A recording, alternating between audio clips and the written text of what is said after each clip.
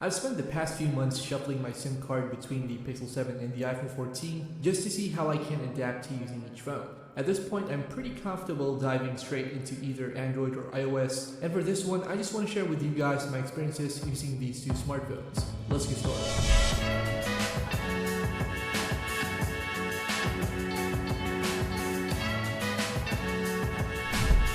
Alright, so if you guys have been on the channel before, then you've probably seen our other Pixel and iPhone content. And while I do use my Pixel 7 most of the time, I have been using the iPhone 14 as well. And I gotta say, it's been an interesting experience so far, switching between both devices on a regular basis. Now, just a heads up before you guys come after me with your pitchforks and torches, this video is going to be a very personal take based on my own use with each device. Now, if you want to check out our other content, I will drop some links in the description and the comments below. And with that said, let's get to the video.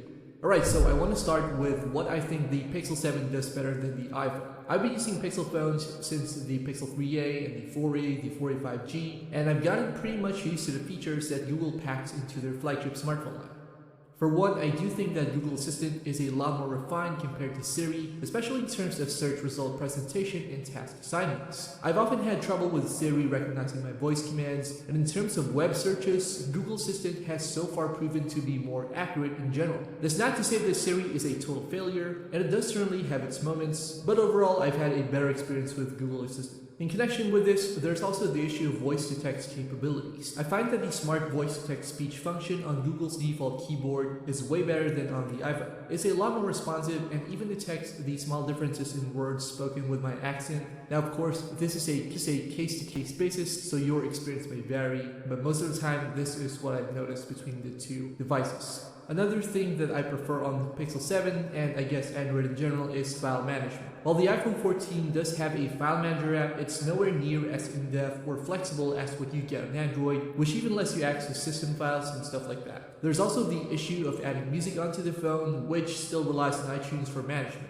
For example, I airdropped more than 300 MP3 files from my MacBook to the iPhone 14 only to find out that I couldn't access the files either through the Apple Music app or even Apple's very own File Explorer. Compare this to the Pixel, where I can easily locate around nearly every file without the need to plug into a PC and use exclusive software to sync the files. Another big advantage of the Pixel 7 and I guess Android in general is the customizability when it comes to the user interface. It's not really a secret that there's more to be done with the Pixel in terms of customization. You can install different launchers, different icon packs, and while you can do this to an extent with iOS as it is today, it's still nowhere near the flexibility that we've gotten on the Pixel.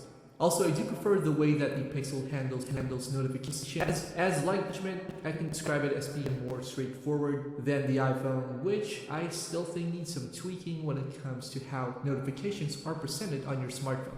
Alright, so now that we've covered what the Pixel manages to do well, I want to move on to the factors that I think the iPhone manages to excel at. So first and foremost is battery life. Probably one of the things that stood out the most to me about using the iPhone 14 was the battery performance. It's pretty much known that everything in an iPhone is more often than not extremely optimized to strike a perfect balance between the software and the hardware. I do believe that this leads to overall better power efficiency. On my iPhone 14, I was able to go for a day and sometimes more on a single charge. I didn't have any of the battery anxiety that I got with the Pixel 7, which lately has been a bit lacking in terms of endurance, at least based on my usage. Now, I'm not sure if this is because of battery degradation or maybe it was a road system update, but I've been getting reduced battery endurance on the Pixel 7 compared to when I first got the device. And while screen on time isn't really a perfect indicator of how good a phone's battery performance is, I think it's pretty much safe to say that I've gotten longer SOT with the iPhone 14 while using pretty much the same apps that I did on the Pixel 7, with the exception of some system exclusive features, of course. Now, each platform handles battery usage differently, but in my experience, iOS, along with the A15 Bionic chip, was mostly impressive. I do think that the iPhone 14 also handles thermal management pretty well compared to my Pixel 7, which does tend to heat up or get warm during usage, especially when I'm using 5G, web browsing, and my screen is turned on. And I'm not really getting that kind of warmth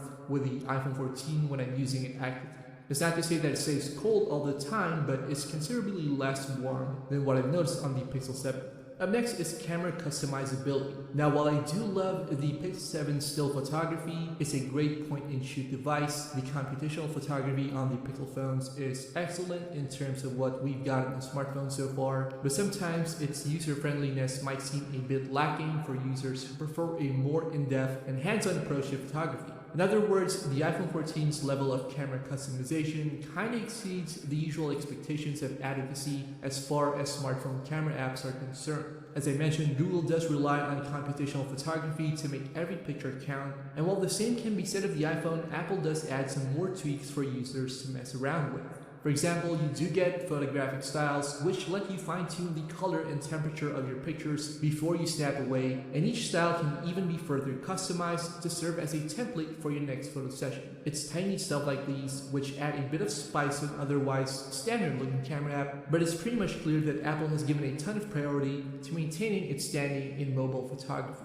Now, the same can be said for Face ID, which has been a very consistent experience for me. Now, the Pixel also comes with Face Unlock, but I noticed that it's not as fast and efficient as Apple's approach, which works even in dimly lit conditions. Face ID on the iPhone does stand out in terms of overall speed and consistency. Alright, so moving on, what is probably last but definitely not the least on this list is perhaps one of the iPhone's biggest strengths, which is its seamless compatibility with the rest of Apple's ecosystem. Now, this is not going to make a lot of sense for users who only use an iPhone without the rest of Apple's hardware lineup, but it goes without saying that the iPhone, as part of a larger device ecosystem, is a very competent piece of technology. Factors like the ability to instantly transfer files via AirDrop, being able to use your phone and MacBook to simultaneously handle phone calls and text messages, and the overall syncing of data in general just creates a user experience that all feels so seamless. On the other hand though, it would be really unfair to say that Android doesn't have these features. It most certainly does, and we've seen manufacturers like Samsung and Google put a lot of resources into building their own ecosystems. But regardless of this, it's pretty hard to deny that inter-device connectivity is something that the iPhone is able to pull off nicely compared to what we've seen on the so far. Alright, so in closing, I have to say that I'm still not ready to leave Android just yet. I'm not going to sell my Pixel, I'm not going to keep it locked in the drawer for the rest of eternity, but I do think the credit should be given when it's due. And Apple's efforts has obviously yielded good results, at least enough to impress me personally. On the other hand, however, there's still a lot of joy to be had with the Pixel 7, especially given how much freedom users have with the system. And for one, I still really love the camera on the Pixel 7. But yeah, the iPhone 13 is now without its merits, and coming from a longtime Android user, I think that it's still a great phone. And in the end, its personal preference wins the day. Alright guys, so that does it for this video. Let me know your thoughts in the comments below. Don't forget to check out our other content here on TVY. Thanks a lot for watching, and I'll see you guys in the next one.